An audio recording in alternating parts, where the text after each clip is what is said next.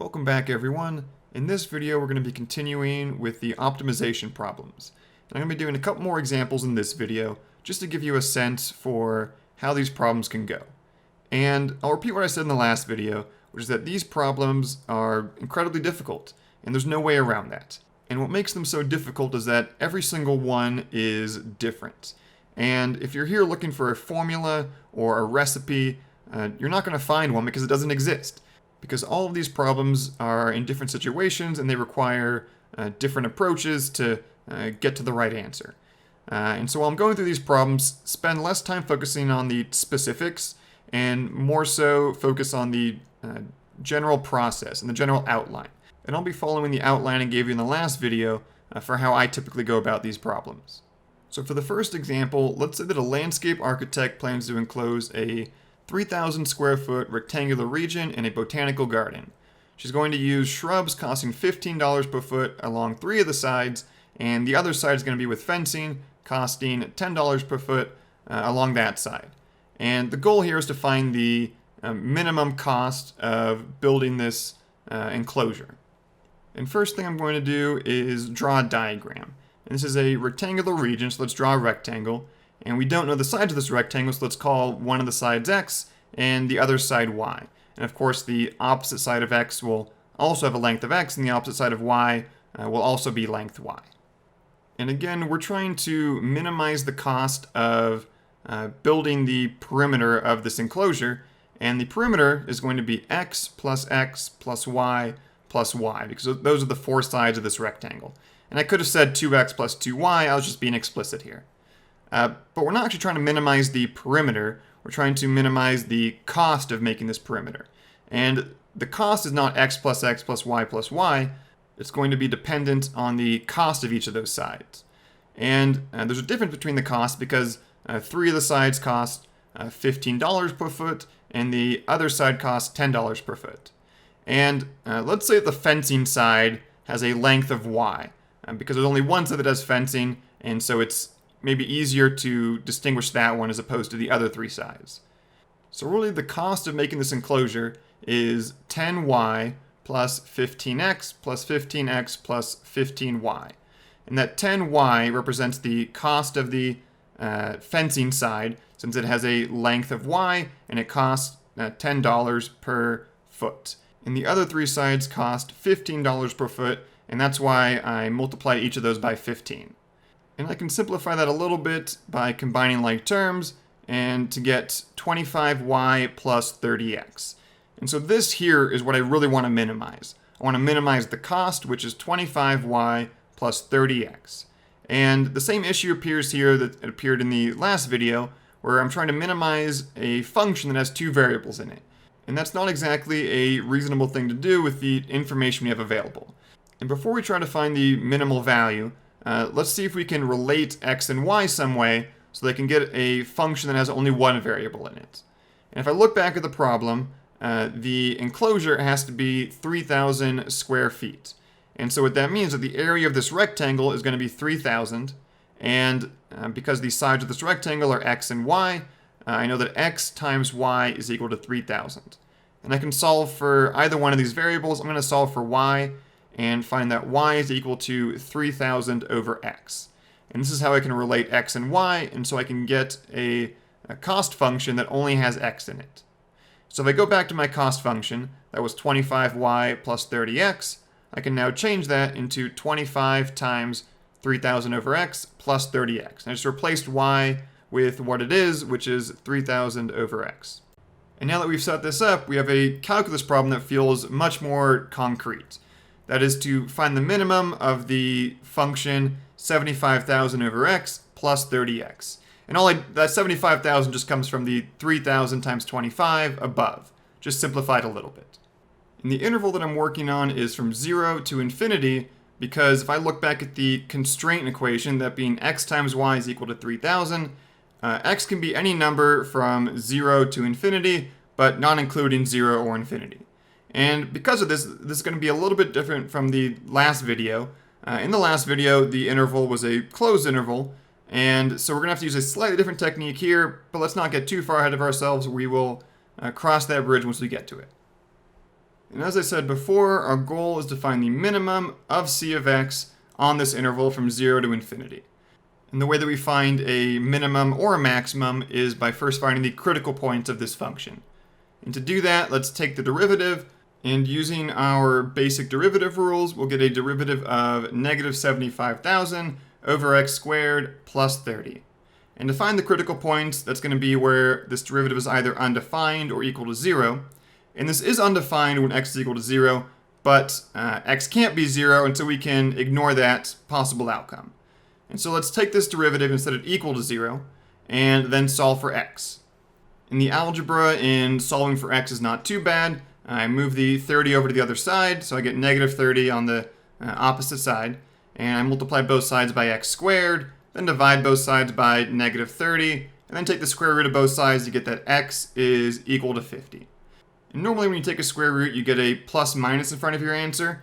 But in this case, negative 50 would not make any sense for x, so we can disregard that answer. And the only critical point is when x is equal to 50. And while this is likely our answer, we do have to do a little bit more work to make sure that this is actually the absolute minimum of this function. And what we did in the last video was take our critical point and the endpoints of our interval and plug all of those into the original function, and whichever one of those was the largest was the absolute max, and whichever one was the smallest was the absolute minimum. Now we can't use that technique here because we're working on an open interval, and so the endpoints being 0 and infinity, I can't plug either of those into the function, and so that technique's not going to work. And so what I'm going to do instead is use the second derivative test, which usually is only used to find local extrema, that being local maxes or local mins, but once again, we're going to cross that bridge once we get to it. So for the second derivative test, we've got to take the second derivative, and the derivative of the derivative is going to be 150,000 over x cubed. And then we plug in our critical point, which is 50, and the second derivative evaluated at 50 would be 150,000 divided by 50 cubed. And I don't know what that answer is, but I know that it's positive, which is all that I care about for the second derivative test. And the fact that this is positive tells me that the function is concave up at that point, and being concave up, I know that 50 is a local minimum. However, I don't just want to find the local minimum, I want to find the absolute minimum, which poses an issue because typically we only use the second derivative test to determine if a point was a local min or max. However, when there is exactly one critical point, the second derivative test actually shows that the local extrema are global extrema. And so in this case, using the second derivative test shows that this is not just a local minimum, but a global or absolute minimum of the function. And the reason for that is that since the function is concave up and there are no other critical points, there's no way that this function could curve back down at any other point and create a lower minimum than what we have here. And so we can be sure that this local minimum is actually a global minimum. And that last bit there is a very important part of the problem that you do need to include if you're going to use the second derivative test in these kinds of problems. But now that we know that 50 is the global minimum, that means the minimum cost of building this enclosure is when x is equal to 50. And so I can take that 50, plug it back into the original function to determine the cost. And if I plug in 50 and simplify all that, I will get an answer of 3,000. And that 3,000 is the actual answer to the original problem. So you can see this is not an easy process at all, but the general outline is still roughly the same as the what we did in the last video. We first identified what we were trying to minimize, that being the cost, and then we set up a function in only one variable that represented the cost, and then found the critical points, and then used some calculus to determine that that critical point was a global minimum. And let's do one more example, and for this example, let's say that we are constructing a box that has a square base and an open top, meaning that this box only has 5 sides because there is no top side to this box. And this box is going to have a volume of 32,000 centimeters cubed. And the goal is to find the dimensions of this box that will minimize the amount of material used to create the box. And translating that equates to minimizing the surface area of this box given a volume of 32,000 centimeters cubed. And let's go ahead and label the length, width, and height of this box. And notice that I used x for both the length and the width, because if I look back at the original problem, this box has a square base. And that means that both sides of the base are going to have the same length. And once we have our diagram, we've labeled it, let's not forget what we are actually trying to do here, which is to minimize the surface area. And the surface area of this box is the area of the base plus the area of all four side faces. And notice that I'm not adding the top of this box because this box has an open top, and that just means that we're not going to be using any material for that side of the box. And the area of the base is x squared, and the area of each of these side faces is x times h, and since there are four of them, that's why I wrote 4x times h. And so the surface area is x squared plus 4xh. And as per usual, I can't effectively find the minimum value if my function has two variables in it. And so I need to find some way to relate the x and h variables so that I can get a function that only has one variable in it. But let's look back at the problem and remember that the volume of this box is 32,000 centimeters cubed. Now how do I find the volume of this box? Well, that's going to be the length times the width times the height, which in our problem is x squared times h. And so x squared h is equal to 32,000. And if I solve that for h, that gives me that h is equal to 32,000 divided by x squared. And if I return to my surface area function, I can replace x squared plus 4xh with x squared plus 4x times 32,000 over x squared.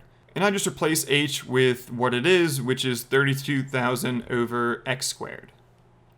And so now we have a more concrete calculus problem again, which is to find the absolute minimum of the function x squared plus 4x times 32,000 over x squared on the interval from 0 to infinity.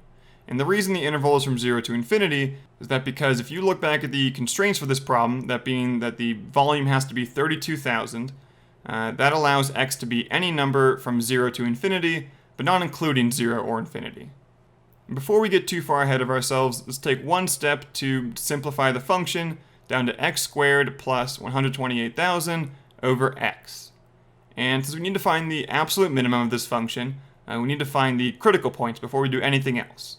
So let's take the derivative of this, which is going to be 2x minus 128,000 over x squared. And again, the critical points are where the first derivative is undefined or the first derivative is equal to 0.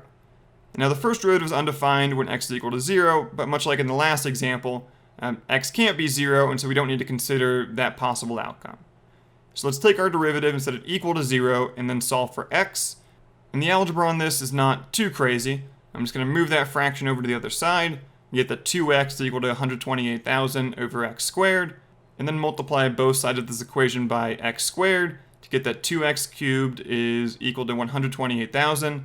Divide both sides by 2, so x cubed is equal to 64,000, and then take the cube root of both sides, and so x is equal to 40. And so we found our one and only critical point, which is when x is equal to 40. And as always, we need to make sure that this critical point is actually the absolute minimum of this function. And much like the last example, I can't just plug in the critical point and the endpoints, because the endpoints of my interval are 0 and infinity, and neither of those make sense to be able to plug into this equation. And I could use the same technique from the last example, which was using the second derivative test, but I just want to show off one other type of technique, which is using the first derivative test. And with the first derivative test, we have to answer the question as to where the first derivative is positive and where is the first derivative negative, because that'll tell us where the original function is increasing or decreasing. And so let's take our first derivative and set it greater than 0 and solve for x. And the algebra on this is the exact same as the algebra for the equality, and what you'll get is that x is greater than 40. And so the punchline there is that the function s of x is increasing when x is greater than 40. And now that we know where the function is increasing, we should also figure out where the function is decreasing. So we've got to do the same thing again, but take the first derivative and set it less than 0. And I ran out of room on this slide, so let's move on to the next slide. And we're doing the same thing on this slide, but instead of setting the derivative greater than 0, we're setting it less than 0. Now the algebra along the way is the exact same. You can compare to the previous slide, but what you'll find is that you'll get x is less than 40. And what this means is that the first derivative is less than 0 when x is less than 40, and so the original function is decreasing when x is less than 40. In bringing these results together, we have that the function is decreasing from 0 to 40 and increasing from 40 to infinity.